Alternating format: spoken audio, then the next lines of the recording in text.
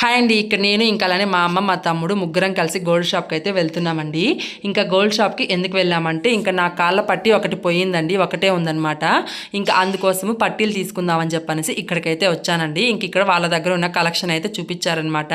ఇంక ఇక్కడ వచ్చేసి నాకు నచ్చినవి ఒక 3 జతలు అయితే తీసి పెట్టానండి. ఫైనల్గా వాటిల్లో ఒకటైతే సెలెక్ట్ చేసి పక్కన ఉంచానమాట. ఇంకా అలానే కాళ్ళ మెట్టలు కూడా అరిగిపోయాయి, ఎలాగో వచ్చాం కదా అని చెప్పనేసి ఇంకా అలా మెట్టలు కూడా చూద్దామని చెప్పి చూస్తున్నానండి.